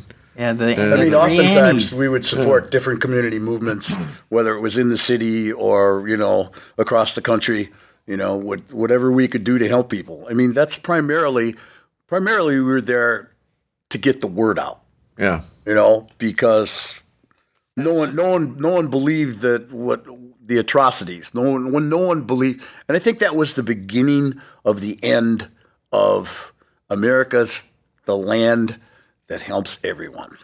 It was Vietnam where the cracks started to appear and later became crevices that were too huge to overcome. And ever since then, people pretty much by and large know that the American government is not doing what's in the best interest of countries around the world or even its own people. And At times. now we know, I mean, let's face it, when I went in '67, the government could do no wrong. You know, little did we know then that we were being manipulated. I mean, we were still in the glory of World War II and stuff, even though Korea was there. But I mean, that's why I felt betrayed, because I thought that World War II, the Americans were the good guys, so we must still be the good guys. Yeah, And then- and hey, well, we still are the good guys. Yeah. That's why we're still doing stuff. Yeah. Well, Because yeah, that's- but not as a government. No, we're You doing know, stuff I mean, as when I came back from Vietnam and joined the anti-war movement and VVAW, you know, I was young and dumb, and I wanted to change the world. You know, and then after 3-4 years, I became so disillusioned. David Corvo and I traveled to Asia. We went to India. That's where we went to Kathmandu. We went to the birthplace of Buddhism. Me and Annie used to wire him the money. Yeah, and you know, when I left, you know, I had already bottomed out in Vietnam, but that was more about personal guilt. You know, it was those 3 or 4 years in the anti-war movement. I just lost faith in my country, in my fellow Americans, in humanity, and I needed to get away. I couldn't deal with what seemed to be not. I mean, okay, I enlisted. I was young and dumb, and then I came to realize that our government was betraying us as military people and veterans, and I really soured on, let's face it, when we spoke out, we were communists, we were traitors. It didn't matter whether we had the scars, the physical scars. We all had mental scars, I think. But I became so disillusioned. I had to run away, and luckily, I found something. And I think it's just a belief in humanity, and slowly I became aware that the way you change the world is one person at a time, is a smile, is a gesture. It's helping people in whatever way you can, not judging, and just being there for people. That's what changes the world. Prior to COVID, the 5 years I had gone to Southeast Asia, most of my friends were Westerners. They were expats that lived in Thailand and Vietnam, Cambodia, Laos, Myanmar. And with COVID, I'm now 73, at least 50% of those guys died. So now when I go back, don't look now, but my friends in Thailand mostly are Thais. And in Vietnam, they're Vietnamese. I am this close with a family of Thai people. They don't speak a word of English, and I don't speak a word of Thai. Wow, bizarre. Hey, heavyweight. But you know what they call me? Jackie. Jackie. Yeah. Buddha. Speaking of which, Yeah. so when I was growing up and everybody's listening to, the Beatles and the Stones, I was listening to the jazz pianist Thelonious Monk. So at about 14 or 15, my friends, and I grew up in the projects, my friends in the projects called me Monk. So when I got to Vietnam, a lot of us had nicknames. Mine was Monk. And Mine was Hippie. What was yours? Yeah, tell them. Pigpen. and I had added an F to it. So I was Pig F Pen, which of course you know what that would be. Yeah. I'm going to say it, even though it's Pig fucking Pen. That's who I was in Vietnam, and I was good at it. I'm in Vietnam in my unit, the 173rd Airborne Brigade, and we're under fire, and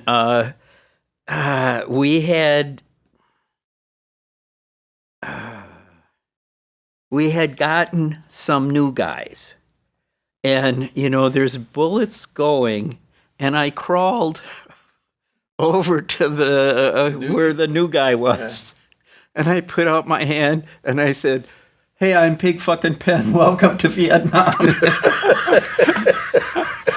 And then I crawled back to where I was supposed to be, and I swear for God, this is true. Several years later, I'm in a bar in Winona, and this guy points at me and says, "Pigpen." And I was hitting on his sister. You couldn't make this stuff up. And he would tell people about that. I would hear about how this crazy guy crawled over to me to say welcome to Vietnam when we were under fire.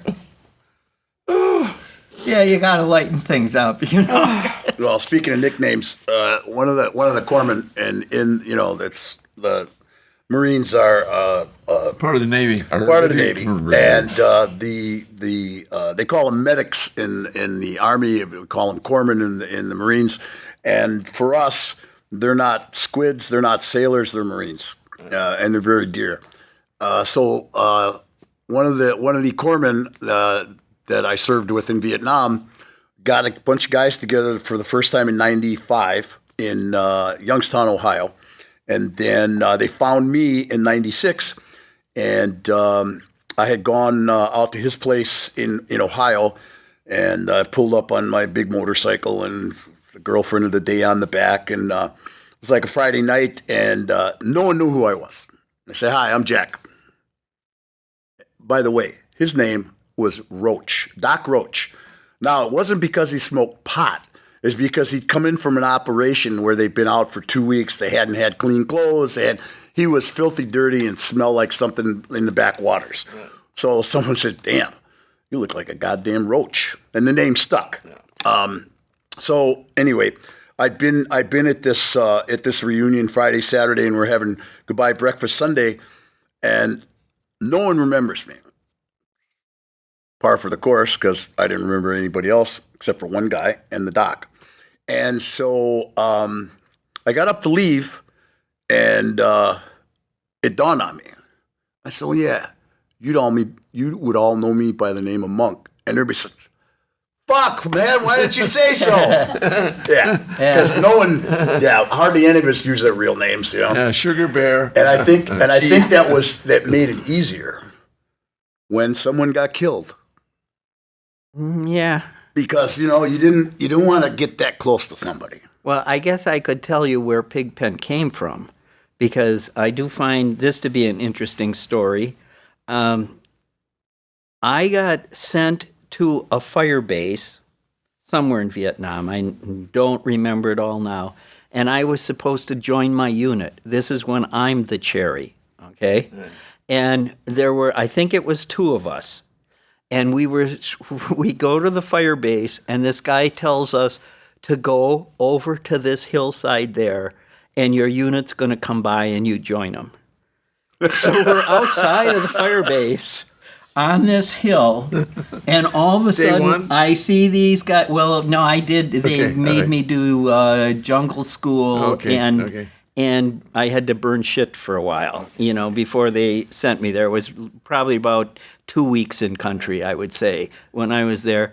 So these guys start coming over the hill, and my unit, I was dog company, 4th Bat 503rd Infantry Dog Company. And the Army used Delta. They didn't use dog. No, dogs World War II, right? Right. Yeah, Marines used Delta. Right. Well, we used dog. Right. And it was because we felt we were the dogs. And they had... Was it the Dogs of War? It was like... Dog company. It was a dog company. I actually think that it might have been... A bunch of these guys had records and stuff. And I think it may have been a rehabilitation company. I think. But I don't know this for a fact. So these guys are coming in. They've got their jungle fatigues with the sleeves cut off. They're wearing boonie hats, not helmets. They're armed to the teeth. No flak jackets. No flak jackets. They're armed to the teeth. And in the guy up probably 3 back or so, because there's a point guy, and then he's got a Snoopy flag. And so I hook up with him, and I will be honest, I was afraid of them. These are who I'm going to be with. Oh, and there were pierced ears, and and the captain that we had wore love beads. And he was black and wore love beads. So they didn't like him in the rear area. They didn't like us in the rear area. They didn't like him, and the other officers didn't like him either. Didn't care for him because he was black and he wore love beads. So So then somebody said, we need a pig pen, and I said, "Hey, that's me." I should have said it in Italian. Yeah. That's a mia. Inagata Davida, okay. Yeah, that's how you say I'm sorry in Italian. I'm so sorry. There was a big one at UWM that was kind of, it wasn't just VVAW. Yeah, no, there was something. Yeah, and that one, I was part of that one, and it was kind of cool because it was to get we wanted to force the university to have a Vietnam Summer Institute and to teach about Vietnam during the summer. And we wanted them to have their own building and everything. So we took over one of the houses that the university had that they weren't really using because we decided that could be it. And we took chicken wire and stapled it over all the windows on the outside so tear gas couldn't come in. We had like garbage can covers full of bricks and stuff. Ooh. And people wore some guys had football helmets, motorcycle helmets. There were a lot of people dressed like that and people with baseball bats. Wow. And we were in there, very visible, negotiating with them for this place and making it seem like we will never give up. This is going to be a fight to the death. And of course, we had no plan at all of using any of this stuff. And so the first thing that happened was the assistant chancellor wanted to try and reason with us. So we let him come in. So we're hanging out with the assistant chancellor. And they called out I guess it would have been the National Guard. A semi-truck arrived full of these guys, okay? And I don't remember exactly how it went, what they said, but somebody I think we had a megaphone and said, the chancellor's inside with us. Stand down. So all these guys get out and they kind of surround the building. And then because they knew there were Vietnam vets involved, they're worried about booby traps too. Yeah. They're not sure that this is just it. They've seen the movies. They've seen all the movies. And Crazy Vietnam vet. So we held on to things for a really long time, and then we decided we were kind of sick of it. And they had kind of cordoned around us. And we decided, okay, count of 10, we all run different directions. So the doors open, back door, front door, and all these guys go screaming out, and the National Guard don't know what they're supposed to do with a bunch of people running past them and stuff, and they're afraid to go up because they think the building's booby trapped. That's one of the reasons everybody's running. It's going to blow any minute. And then we were just gone. Nobody got caught. Nothing went wrong, and the assistant chancellor had pretty much been talked into maybe a Vietnam Summer Institute's a good idea, So we got the institute. Well, it was, in those years, it was like, okay, so we were ragtag hippies, with a common cause and a common background. But when we get together at large demonstrations and you would have elements that were armed with baseball bats or wearing helmets and stuff, well, for one, I thought that we were more organized and we had a stated purpose and a goal. And, a lot of it was along the lines of nonviolence and Martin Luther King's principles.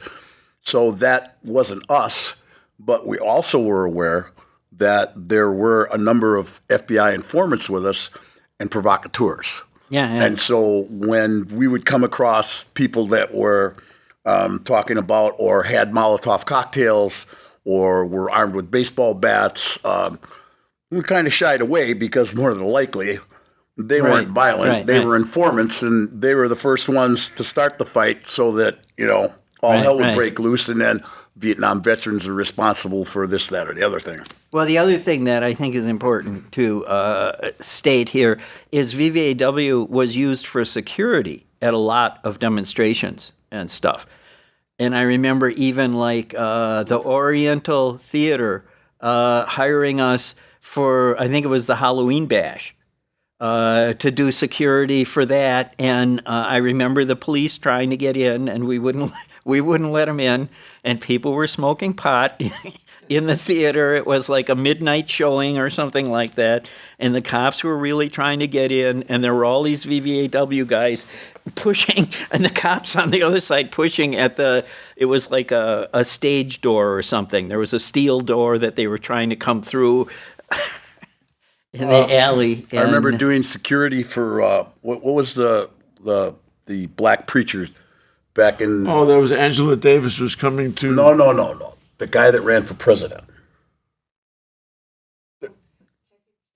Yeah.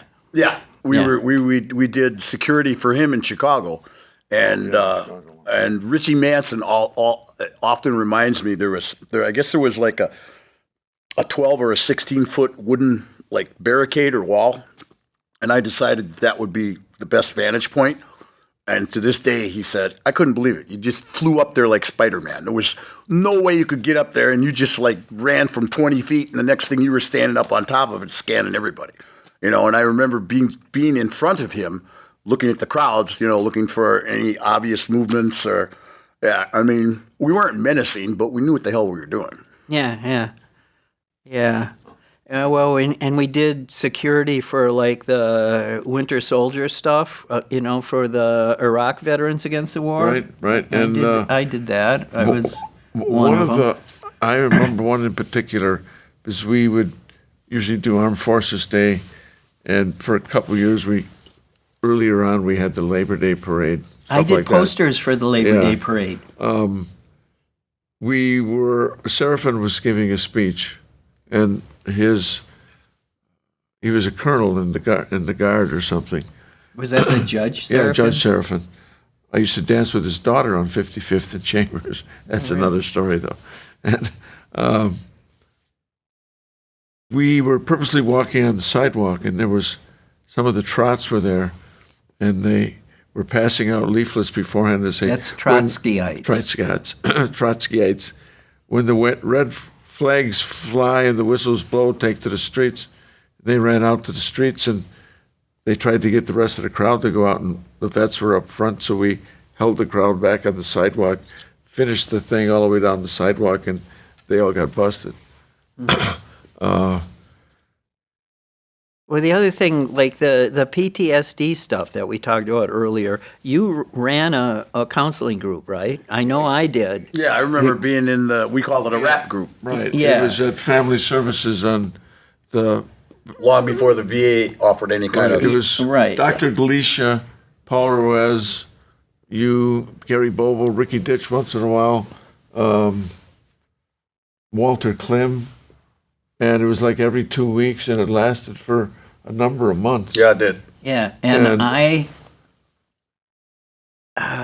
I couldn't keep doing it because it gave me even more nightmares when I was, and it was, I had Ricky Ditch in my group, and him and I can't remember who the other guy was. Gary Bobo? Maybe. They were in the same gang. Yeah. He was they in were the same gang together 173rd. on the south side. Gary Bobo and Yeah, Ricky Ditch. so- Gary Bobo's still around, I think, though. Yeah, I So visit him periodically in Arizona. what was happening was no one was supposed to come high, and they both were like Blasted. really blasted, and one of them was kneeling down next to the other one saying, hit me, come on, hit me, man. That would be Ricky Ditch. Yeah, he wanted to get, he was feeling guilt for everything. Oh, everything and- man, I never thought he'd live beyond 25, and he made 50. Well, we're Blew my mind. often painted as damaged goods from the Vietnam War and our experiences, but I actually knew Ricky when we were about 14 years old, and he was certifiably crazy at 14. I actually saw him again in Vietnam. He was with the Amtraks, the armored vehicles, and they were based at the bottom of the hill we were on one of my first 4 months there. And I remember I think he did 2 or 3 tours, and so he'd just come back from I think it was Taipei, and he had this Akai reel to reel with a really nice cherry case on Yeah, it, yeah. the big. And so we're sitting there in the afternoon in his tent, and we had was it 3 o'clock Charlie. So periodically there'd be a sniper. He'd fire one bullet at exactly 3 o'clock, but he didn't do it every day, and he did, it's just so, and it was, always from a different place. So Ricky and I are sitting. Ricky's close as John is. I'm sitting here We're both passing a joint back and forth. The reel to reel is here. 3 o'clock, boom. It knocks back the reel to reel. The reels go spinning. We hit the dirt, and then you dirty son of a bitch. It'd have been one thing if he shot us, man, but now everybody's lost out on listening to the Beatles' latest album. Yeah. Single eye. Yeah. Yeah, up at Quaviet, we had a phonograph that ran on 6 D-size batteries. We had 6 albums. Magical Mystery Tour, Between the Buttons, 2 Simon and Garfunkel albums, and 1 Dylan album. Something else. It got burned up when the bunker went up, but we'd listen to that same thing over and over again. Change the batteries. I remember getting together in these little wooden barracks that we had late at night, and I grew up in the projects, so to me I didn't even know I was poor until I was in my 20s, after I'd served in the military, and it's like there was no color difference, and for the large part in the infantry there wasn't any. There was a few hillbillies. There was, a few real rednecks, but they fell in the line or kept their mouth pretty quickly, kept their mouth shut. But I remember being in the barracks, listening to like Marvin Gaye and the Temptations, and we'd be dancing with each other, and guys would have mops on their head and stuff, and we'd be smoking pot and drinking, and we were so close. And at one point, the only point in my year, we went to China Beach in Da Nang, which was an art record. What was it? R&R, in-country. Rest and recreation. recreation. Yeah, so we went there for a few days, and a bunch of us, as soon as we dropped our gear in our barracks and stuff, we went to this little wooden hut that was a bar, and the guy behind the bar got an attitude with a couple of the black guys, and he was clearly racist, at which point a bunch of white guys jumped over the counter and just beat the shit out of him. So, of course, the MPs show up, and meantime, some of the guys had gone back to get their weapons, and it was kind of a stand down, but yeah, there was no racism as far as we were concerned. These were brothers. There was no black, there was no white. Billy, you and I had discussed, for whatever reason we'd gone to Vietnam, these lofty ideals, this naivete. I think after first 3 or 4 months, I realized that what it was about was this guy coming home alive and this guy coming home alive. And then after about 5 or 6 months, it dawned on me. The largest military force in the history of the world was fighting against people who, when 2,000-pound bombs dropped and didn't explode, they were duds, they not only repaired them, they hung them in a tree 80 feet above us, waiting for us to come through, and pulled some kind of a rope and dropped it on us. We would find, because we were for the first 4 months, we were a protection force around Da Nang.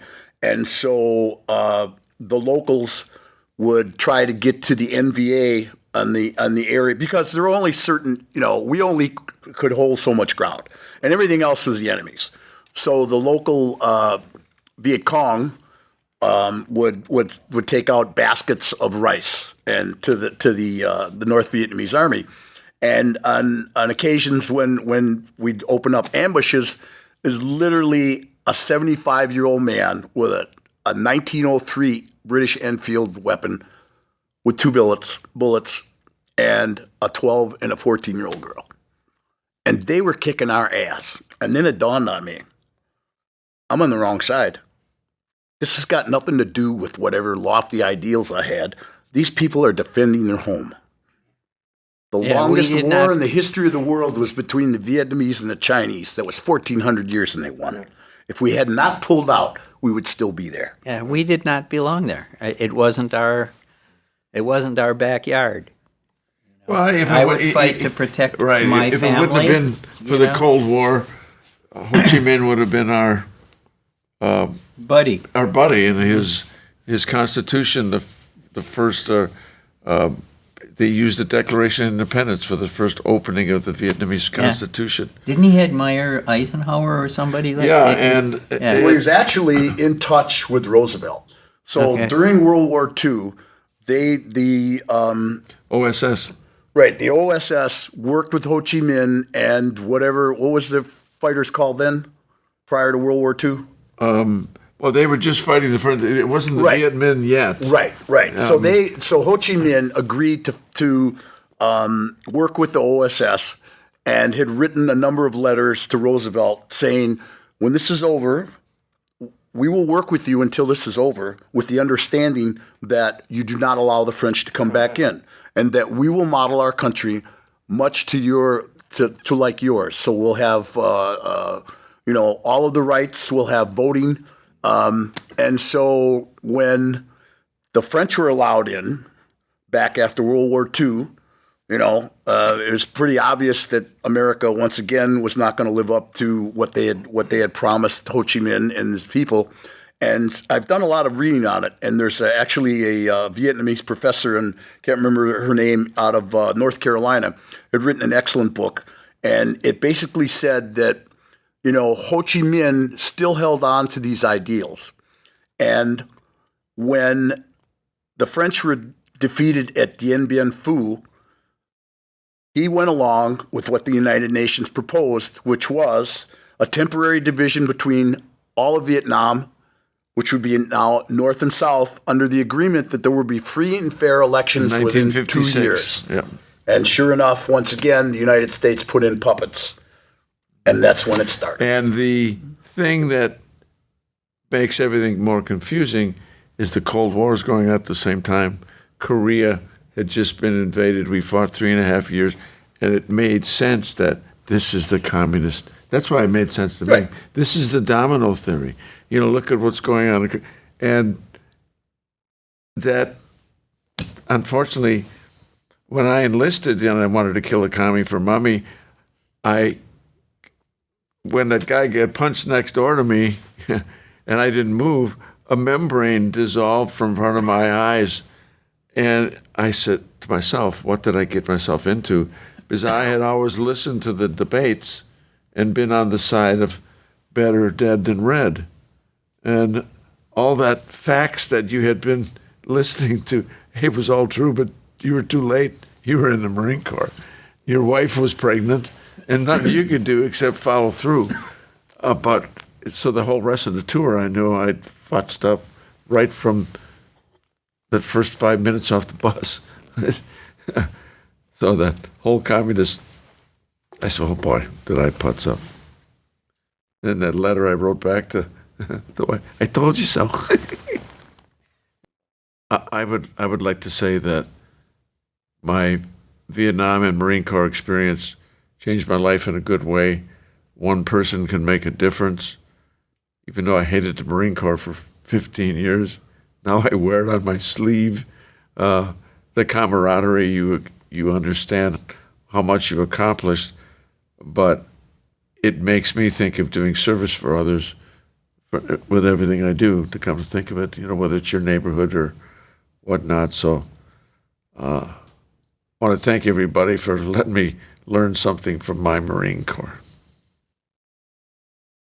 I'll be celebrating 25 years of sobriety on November 4th. And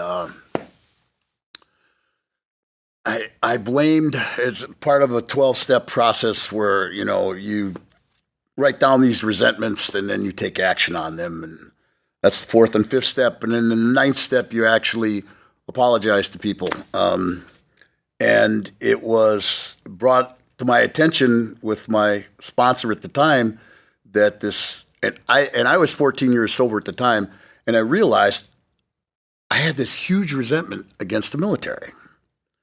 And the more I thought about it, and it's like, well, you did sign up, even though you signed up on a lot of propaganda, didn't nobody enlist you. I mean, I was, I probably would have never been drafted because I was 17 in 1967. So my sponsor had said, you should go to Vietnam and you should try and, apologize and move on with your life. And I think part of that, as John had talked about being a service, it took me a long time because, alcoholism, drug addiction, it's all me, mine, I, and while it was partially rooted in wanting to do service in the first place, however misplaced that was, having been in combat, through the years, as I had said earlier, I realized you change the world one person at a time. And having gone back to Vietnam as many times as I have, I just realized that, it's not about me anymore. I got the world off my shoulders. I left so much of that guilt and shame on my first trip back, but now it's just about helping others in whatever way I can. You don't need to speak their language. You don't have to like their politics. There's no difference between a communist, as far as I'm concerned. When I'm in a village, I like to go to places in Asia where there's nobody that looks like me, where no one speaks English. And I do just fine because I don't speak their language, because I've learned that what it's really about is a personal relationship between people, and if you're a good person, you'll find good people. I've learned a lot through this journey. There's this saying that we don't regret the past. And for the first 10 years, I thought, how could I not regret all of the things I've done?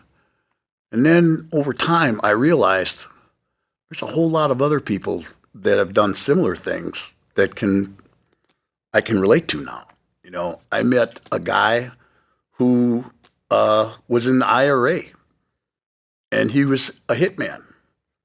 And some 15 years after he killed a number of people in Ireland, come to find out they weren't dropping dimes. They weren't informants. The guy that was in charge just didn't like him for whatever reason. My point being is, had I not gone through my experience, he and I could never have related. We could never talk on a one-on-one basis. So for all that I've been through, primarily that I put myself through, there's some good to be had. We would never be friends. It's been Hear, hear. 50 years. Yeah. We'll be friends to our dying breath. Yeah, that's true. Brothers. Brothers in arms. Yeah. I wish I had something really snappy and intelligent to say, but I'm not that smart. So I think we should. The older I get, the dumber I get. Yeah. The less I know. Or, as my mother would say, the faster I go, the behinder I get. God bless her. She's a wonderful woman. Yeah. Well, she also had that, may you all live as long as you want to, and want to as long as you live. Be kind out there. Wow. Good Love old you guys. Mom. Good old Mom. Rest your soul, Mom. And I want to thank people who want to listen to what veterans have to say and think of your vets that you got now, because you got a lot of them out there, men, women. They need our support, because you never know what's around the corner.